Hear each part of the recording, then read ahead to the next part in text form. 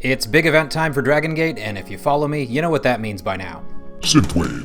On Saturday, January 27th, 2024, or the night of the 26th if you're anywhere west of here, Dragongate will hold their brand new winter event, the Gate of Bayside, at Yokohama Budokan in Kanagawa. It'll stream live on the Dragongate Network with English and Japanese streams. The stream starts 15 minutes early if you want the extra commentary, but the bell time is 3 p.m. Japan Standard, 6 a.m. Greenwich Mean, 1 a.m. Eastern, and 10 p.m. on the 26th for Pacific. Match 1. D-Courage, Madoka Kikuta, Dragon Daya, and Ryoya Tanaka versus the unaffiliated Don Fuji, Kaito Nagano, and Daiki Yanagiuchi.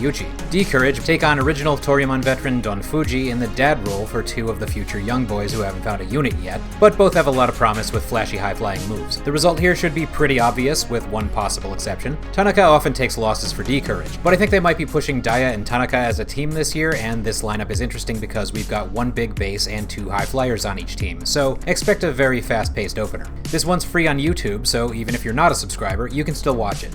Match 2. UT vs Gianni Valletta. Valletta is the godfather of pro wrestling in the small Mediterranean island Republic of Malta. UT has been taking a lot of losses for Natural Vibes, and he could use a win here, but I don't expect it to be here, considering Valletta has only been doing squash matches so far. He's like a smaller Bruiser Brody, and he's a guest member of Z-Brats with a previous connection to Kai and Shun, but his other connection to Dragongate is tagging with Takashi Yoshida in the 2019 Real World Tag League in All Japan.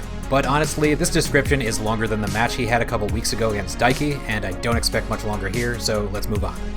Match 3. Mochizuki Jr. Comeback 8-Man Tag. M3K, Masaki Mochizuki, Susumu Mochizuki, Yasushi Kanda, and Mochizuki Jr. versus Dragon Kid, BB Hulk, Takashi Yoshida, and Punch Tominaga. With Mochizuki Jr.'s injury healed, M3K is back at full staff, just in time for them to break up next month. That's right, M3K is no more after the February Korakuen Hall show, because Jr. is going on excursion in Europe for 3 months, and the whole point of M3K was to get him ready as a wrestler, which means, sorry Jr., you're going back to the rookies video. I'm not sure why the rest can't just continue as the veteran M2K after that, but if this means we're about to see some careers winding down, what a way to go out. Susumu and Kanda had my Dragongate match of the year in 2023 against Noah's Keno and Shuji Kondo, followed by an awesome Twin Gate run, and Mochi just had an incredible match against Shingo Takagi a week shy of his 54th birthday. The other team is, well, thrown together. Even more so after Ultimo Dragon had a conflict in Mexico and was replaced by Punch. But I assume they're still leading to a father versus son match at some point down the line, so maybe Junior comes back from his trip to Europe acting different. How's what she acting's different? She's waiting in the queue for the tube now, yeah? Match 4. Gold Class, Kota Minoura and Ben K versus Yamato and Shuji Kondo. Minoura and Ben K, better known as the recently formed Team Muscle, haven't been quite as prominent yet as they should be. Yamato is still unitless by choice, but forming a freelance team with Shuji Kondo doesn't necessarily give away the result here. Yamato still gets big wins even when he's unaffiliated, and they've been building a Kota Minoura losing streak, which could very well have some big implications for Gold Class. So this could either be a big win for Team Muscle or feed into something more, possibly the return of Minorita because he should be healed up pretty soon.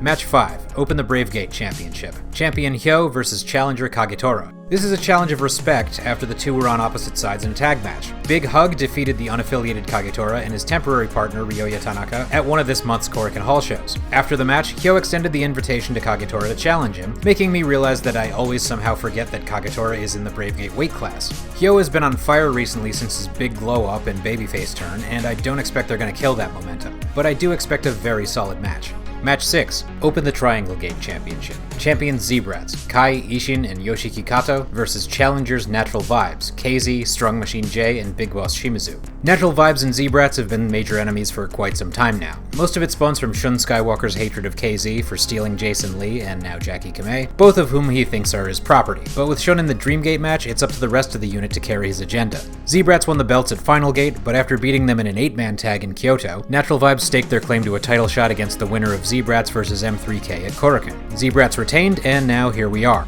The Triangle Gate have long been the belts that are easy to win but hard to keep, but there may be some trouble brewing in Natural Vibes because they just can't get a big win lately.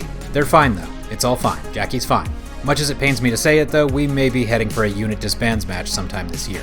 Match 7. Open the Twin Gate Championship. Champions Kaito Kiyomiya and Alejandro from Pro Wrestling Noah versus Jason Lee and Jackie Funky Kamei of Kung Fu Masters. Tragedy struck at Final Gate when two Noah outsiders won the Open the Twin Gate belts and took them out of the company. Well, sort of. They don't really show up in Noah wearing them. Kiyomiya works very well with Dragongate's style, and they probably treat him better than Noah does because Dragongate actually pushes guys under 40.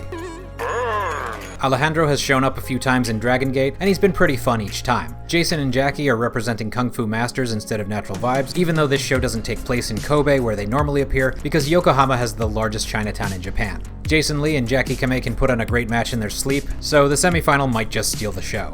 Match 8. Open the Dreamgate Championship. Champion Luis Monte versus challenger Shun Skywalker. This is a long time coming. Diamante and Shun had a rivalry in the RED versus Masquerade days with their alignments flipped up until they joined forces and became a very powerful team. But Monte was forced to unmask after Shun betrayed his trust, blaming him for letting Strong Machine J escape the survival cage at Kobe World and keep his own mask. So there's a lot of history here, but many still feel it's a bit too short of a build and could have been the main event at either Dead or Alive, or pushed all the way to this year's Kobe World. Part of this is because the former Diamante won the belt in a three-way match where former champion Madoka Kikuta was secondary to this feud. But I feel like there's a lot they could still do with this, so let's see where it leads.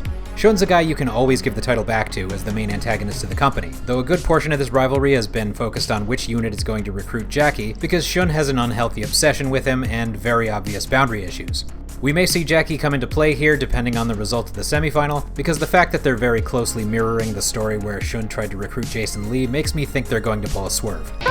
Then again, Jackie joining Big Hug instead would also make the ending different, because Jason ended up joining Natural Vibes, but it could also just be a straight up singles match with no extra shenanigans. Either way, these two have great ring chemistry, so it's going to be a good one.